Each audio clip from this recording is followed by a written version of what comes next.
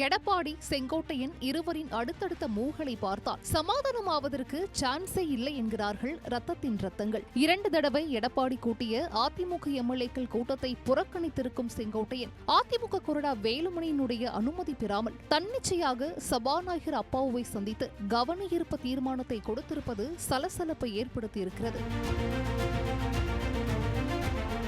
இது மட்டுமன்றி சென்னையில் நடைபெற்ற தனியார் நிகழ்ச்சி ஒன்றில் கலந்து கொண்ட செங்கோட்டையன் தனது பேச்சில் பல இடங்களில் நான் ஒரு இக்கட்டான சூழ்நிலையில் இருக்கிறேன் என்று குறிப்பிட்டதோடு என் பாதை தெளிவானது, பல வேடிக்கை மனிதர்களைப் போல் நான் வீழ்ந்துவிட மாட்டேன் என்று அரசியல் பேசினார். செங்கோட்டையனின் இந்த பேச்சு கலகம் செய்யக்கூடாது என பொறுமையாக இருக்கிறேன் என்பதை சூசகமாக குறிப்பிட்டது போல் இருந்ததாக கூறுகின்றனர் கட்சியின் உள்விவரம் அறிந்தவர்கள். இந்நிலையில் செங்கோட்டையன் பேசியிருப்பது எடப்பாடி பழனிசாமியை ஏகத்துக்கும் சூடே இருக்கிறதாம். இதற்கிடையே நாங்க வேணும்னா செங்கோட்டையன் கிட்ட பேசட்டுமா என்று முக்கிய நிர்வாகிகள் சிலர் கேட்க, அவர் என்ன நினைக்கிறாரோ செய்யட்டும், பார்த்துக்கலாம் விடுங்க என்று கோபத்துடன் மறுத்துவிட்டாராம் எடப்பாடி பழனிசாமி.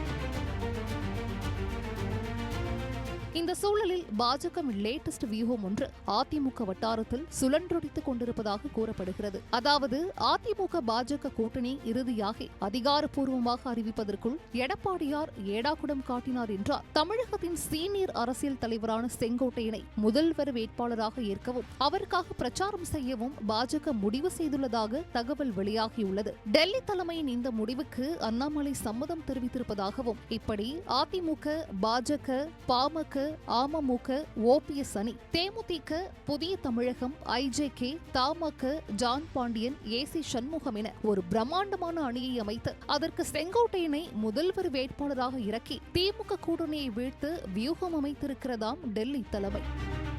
பாஜக வகுத்துள்ள வியூகம் போல் இந்த பிரம்மாண்ட கூட்டணி ஆட்சியை பிடிக்கும் பட்சத்தில் 3 வருட காலத்திற்கு செங்கோட்டையன் முதல்வராக இருப்பார் என்றும் 2029 ஒரே நாடு ஒரே தேர்தல் திட்டம் அமலுக்கு வருமானால் அந்த தேர்தலுக்கு முதல்வர் வேட்பாளராக அண்ணாமலை முன்னிறுத்தப்படுவார் என்றும் மெகா பிளான் போடப்பட்டுள்ளதா.